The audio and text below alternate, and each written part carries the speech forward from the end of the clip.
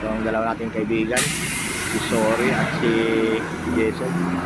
Nagpo-vulcanize, palit ng bagong gulong, isang bus.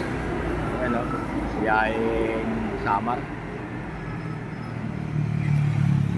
So guys, umaga, flat and running flat, palit ng gulong. Kaya sa 3K air supply. Ayan, tropa natin. Dalawang yan nakahubad, si Sorry at si Jason. Karing Dejen na nakapulang muna, naghahantay pa ng gawa. Ayan, gumagawa sila.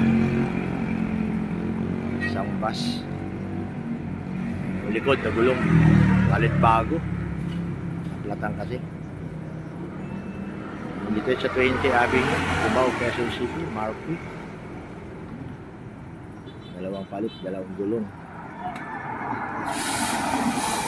Nangihina lang, yung isa.